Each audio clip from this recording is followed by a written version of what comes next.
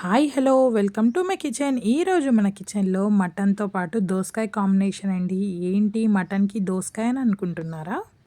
దోసకాయ టమాటా మటన్ కాంబినేషన్లో సూపర్ టేస్టీగా ఉండే మటన్ కర్రీ అండి. మటన్ దోసకాయ టమాటా కర్రీ మీరు ఒక్కసారి ఈ విధంగా ట్రై చేసి చూడండి, తప్పక మీకు నచ్చుతుంది.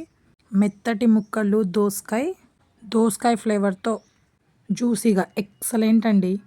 వేడి అన్నంతో సూపర్ అండి. నేనైతే ఒక హాఫ్ కిలో బోన్లెస్ మటన్, ఒక హాఫ్ కిలోకి తక్కువ కొన్ని టొమాటోస్, 2 దోసకాయలు ఒక్కటైనా వేసుకోవచ్చు, 2 పెద్ద ఆనియన్ సైజు, 4 పచ్చిమిరపకాయలు, మనం ఏదైతే ప్యాన్ పెట్టుకుందామనుకుంటున్నామో అందులో ఆయిల్ వేసి సన్నగా కట్ చేసుకున్న ఉల్లిగడ్డలు, కొద్దిగా పసుపు అండ్ కొద్దిగా అల్లం వెల్లిపాయల పేస్ట్ అయితే ఎక్కువనే పడుతుందండి. చూడండి, మొత్తం ఒక్కసారి కలుపుకొని దానిపైన మూత పెట్టేయాలి.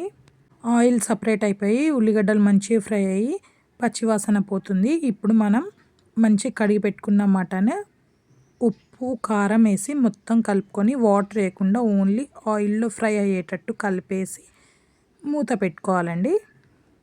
మనం ఉప్పు కారం కొద్దిగా ఎక్కువే వేయాలి, ఎందుకంటే ఇప్పుడు మనం దోసకాయ టమాటా వేస్తాం, కొద్దిగా పుల్లగా ఉంటుంది కదా, అందుకే. చూడండి, మొత్తం ఫ్రై అయిపోయింది.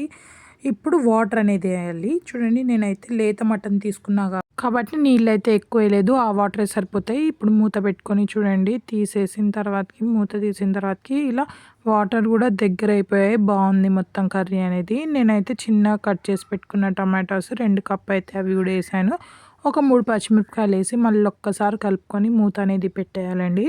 మూత పెట్టడం తీయడం వల్ల మనకి ఎట్లుంటుందంటే దాని లోపలే మగ్గుతుంది, ఆ వేపర్స్ అనేవి బయటకు వెళ్ళకుండా కర్రీ అనేది మంచిగా అవుతుందండి. చూడండి, ఇప్పుడు ఒక్కసారి అయితే కలుపుకున్న దోసకాయలు అయితే ఫస్ట్లో అస్సలు వేయొద్దండి, లాస్ట్లో వేయాలి. ఆ దోసకాయలు మెత్తగా ఉడికిపోవద్దండి, అందులో చాలా మెత్తగా అయిపోతే మంచిగా ఉండదు. కొద్దిగా మనకి తింటుంటే మంచి టేస్ట్ వస్తాయి, పుల్లగా. ఇప్పుడైతే మనం కొద్దిగా ధనియా పౌడర్ వేసుకోవాలండి.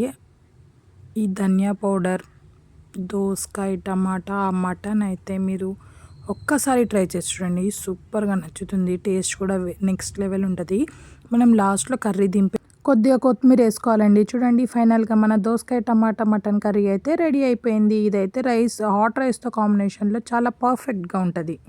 మీకు నా రెసిపీ నచ్చినట్టయితే ఒక లైక్ అండ్ సబ్స్క్రైబ్ తప్పకుండా చేయండి. Thank you for watching.